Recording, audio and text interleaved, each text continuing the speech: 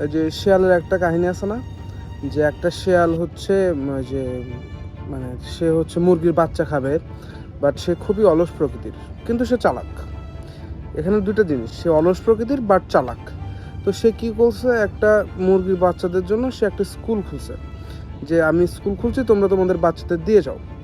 তো same thing এখানে ঘটছে। এই জিনিসটা কিভাবে ঘটছে, যে এখানে যমুনা নদী আছে, যে আমার পিছনে যে নদীটা আছে এটা হচ্ছে যমুনা নদী। ওই যে দেখতে পাচ্ছেন একটা সেতু, ওটা হচ্ছে যমুনা সেতু। তো যে জিনিসটা ঘটছে এখানে, যে ওনারা কি বলছে, যে এখানে যমুনা নদী আছে, তাহলে একটা কাজ করা যায়, যে টারবাইন বানাই আমরা। তখনকার যে আওয়ামী লীগ ক্ষমতা ছিল 2005-06 সালের দিকে, তো ওরা কী বলছে, যে আমরা টারবাইন বানাই। তো টারবাইনে আমি যেটা নেট থেকে সার্চ করে দেখলাম, এখনকার সময় একটা টারবাইনের প্রতি per turbine cost $2 to 3 million US dollar, মানে প্রায় 2 থেকে 3 মিলিয়ন ইউএস ডলার একটা টারবাইনের সেট আপ কস্ট করতে লাগে। তো $3 মিলিয়ন বাংলা টাকায় আসে হচ্ছে 36 থেকে 37 কোটি টাকা। এখানে আপনার টারবাইন আছে এখানে মোট হচ্ছে 8টা। তো 8টা যদি আমি ক্যালকুলেশন করি, 3 8 24 আর হচ্ছে উপরে 7 7 8 56 প্রায় অ্যারাউন্ড 300 কোটি টাকা।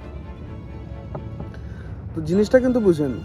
তো মানে এই জিনিসটা কী জন্য বলতেছি সেটারও একটা কারণ আছে, কারণ 2006 থেকে 7 সালে মানে শুরুর কয়েকদিন 2-1 বছরের পরে এই টারবাইনগুলো কিন্তু তার কোনো ওয়ার্কিং অবস্থায় নাই। এগুলো হচ্ছে এখন জাস্ট মানুষ আসে, দেখে, চলে যায়, এরকম পজিশনে।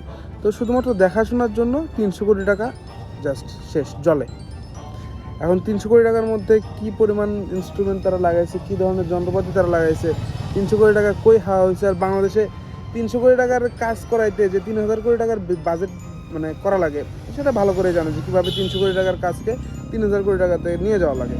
তো এটা একটা মানে বাংলাদেশের জন্য একটা চরম মানে কি বলে একটা বিব্রতকর অবস্থা। আপনি হাই টেকনোলজির জিনিসপত্র সেট আপ করতেছেন, বাট আপনার দেশ ওই ধরনের ক্যাপাবল না, এটাও কিন্তু একটা সমস্যা হচ্ছে।